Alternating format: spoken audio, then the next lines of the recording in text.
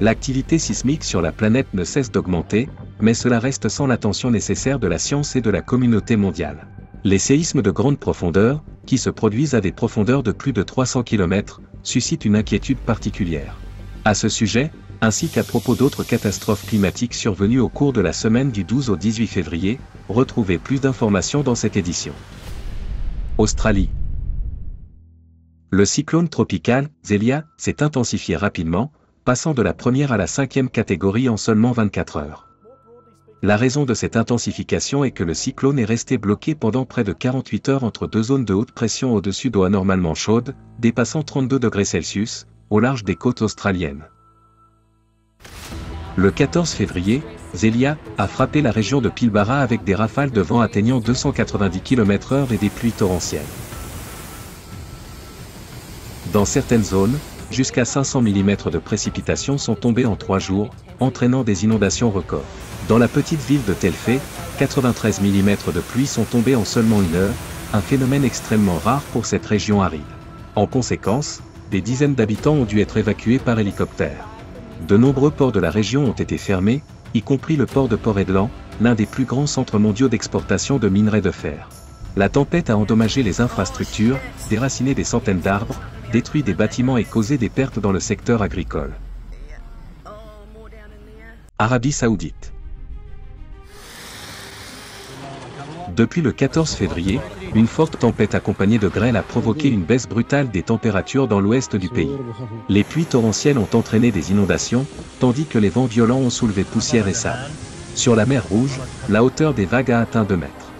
Dans la ville de Taïf, des rivières de grêle se sont formées. Les intempéries se sont également étendues aux régions centrales du pays. C'est dans la région d'Al-Qassim que les précipitations ont été les plus abondantes. Dans la ville d'Al-Bukhairia, l'équivalent de 5 mois de pluie est tombé en seulement 24 heures. L'Arabie Saoudite est l'un des pays où l'intensification des catastrophes climatiques est déjà évidente. Les autorités sont conscientes qu'une tempête imminente peut entraîner des conséquences désastreuses et mobilisent donc des ressources considérables de manière préventive pour faire face aux éléments.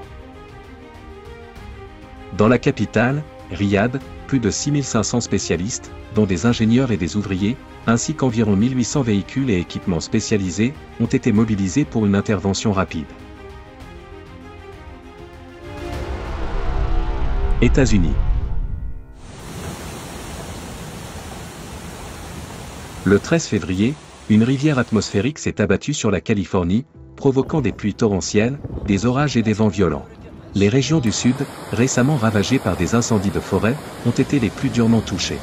Là-bas, le sol recouvert d'une couche dense de suie a repoussé l'eau de pluie comme de l'asphalte. En conséquence, des torrents impétueux ont dévalé les pentes brûlées, déclenchant des coulées de boue, des glissements de terrain et une montée rapide du niveau des rivières. À Los Angeles, des précipitations atteignant 25 mm par heure ont inondé les routes. Les habitants ont été invités à évacuer. Sur la Pacific Coast Highway, entre Santa Monica et Malibu, des glissements de terrain se sont produits. À Malibu, un camion de pompiers avec un secouriste à l'intérieur a été emporté par des coulées de débris jusque dans l'océan. Heureusement, le sauveteur a réussi à sortir du véhicule et à rejoindre un endroit sûr avec seulement des blessures légères. Les pluies torrentielles ont provoqué des inondations dans tout l'État.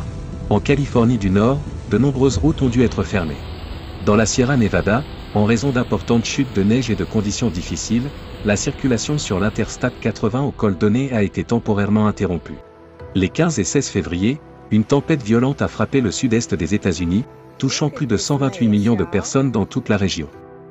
Le phénomène a coûté la vie à au moins 10 personnes.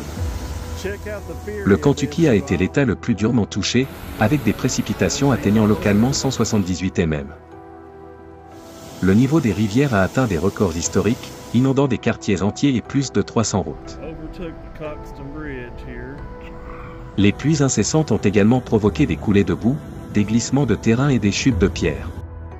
Dans le Tennessee, une puissante crue a endommagé une partie du barrage sur la rivière Obion, entraînant une inondation soudaine et une évacuation d'urgence des habitants de la ville de Reeves et des zones environnantes.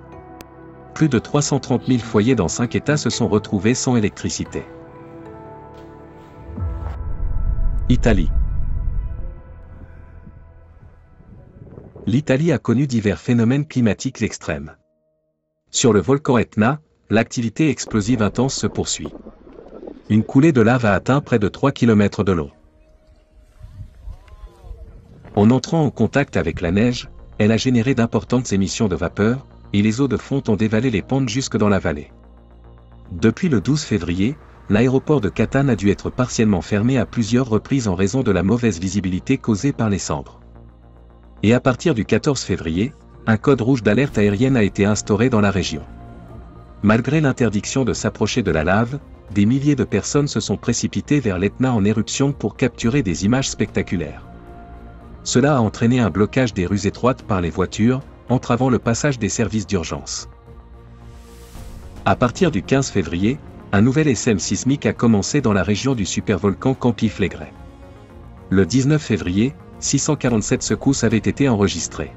L'un des tremblements de terre les plus puissants, d'une magnitude de 3,9, a terrorisé les habitants de Naples, qui ont ressenti une forte secousse. Dans la ville de Pozzuoli, située directement dans la caldeira du supervolcan, les écoles ont été fermées. Des centaines de personnes, craignant de rentrer chez elles, ont passé la nuit dans des abris aménagés en plein air. Le 13 février, une tempête sur l'île d'Elbe a choqué les habitants par sa puissance, dépassant largement les prévisions météorologiques. En quelques heures seulement, plus de 120 mm de précipitations sont tombées localement, provoquant des inondations soudaines. La situation la plus critique s'est déroulée dans la commune de Portoferraio. Dans le quartier de Carburo, des enfants et des enseignants ont été secourus après avoir été bloqués dans l'école par un mètre d'eau.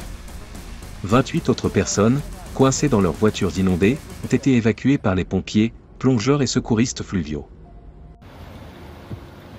Le lendemain, dans les provinces de Lecce et Catane, une forte chute de grêle inattendue a transformé les routes en rivières de glace.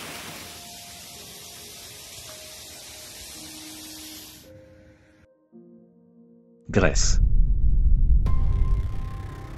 Les séismes dans la région de l'île de Santorin ne cessent pas. La semaine dernière, en raison d'un SM sismique persistant, l'état d'urgence a été déclaré sur 3 autres îles grecques de la mer Égée. Le 18 février, 2 fortes secousses de magnitude 5,1 ont été enregistrées entre les îles de Santorin et d'Amorgos.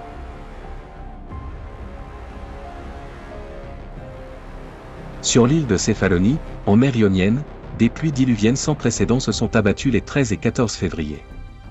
Les précipitations ont été si intenses que, en quelques minutes, tout s'est retrouvé sous l'eau.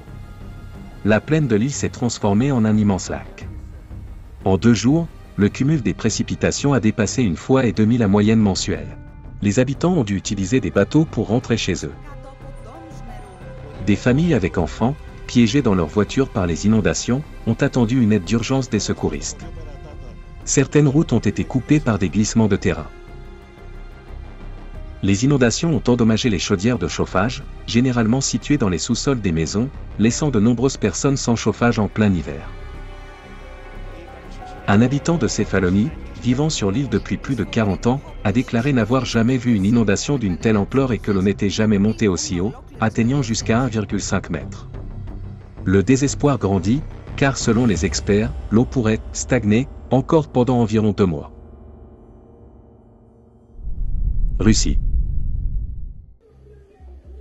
Certains habitants de la République de l'Altaï en Russie se sont réveillés le matin du 15 février en sentant leurs murs trembler, leurs lits bouger et leurs lustres osciller.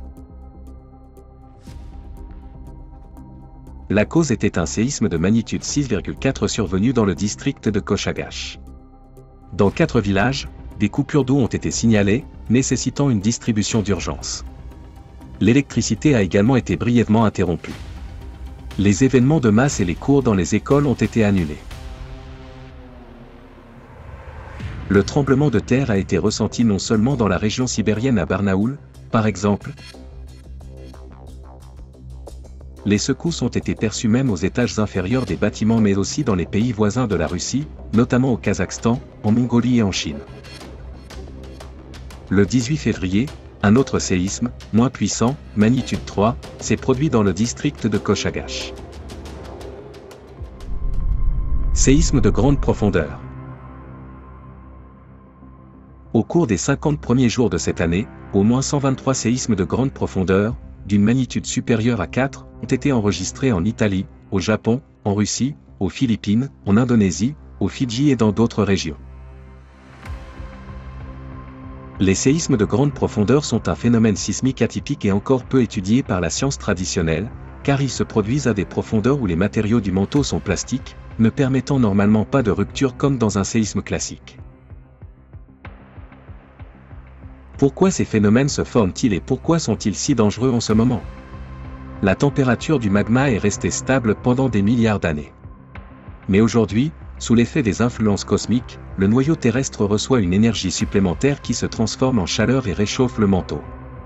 La situation est aggravée par le fait que l'océan ne remplit plus son rôle de régulateur thermique.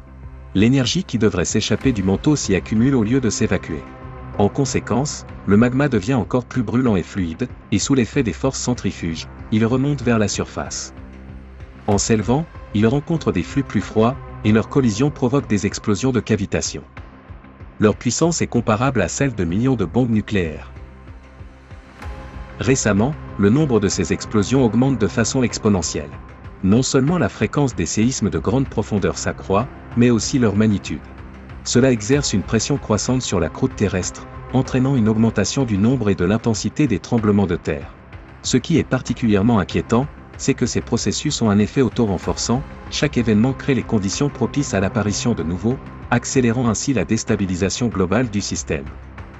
De tels changements radicaux dans les processus géophysiques de la planète ne sont pas quelque chose auquel l'humanité peut simplement s'adapter et continuer à vivre comme avant. Nous faisons face à des transformations profondes de l'ensemble du système climatique, et la réponse doit être à la hauteur des enjeux, car notre avenir en dépend.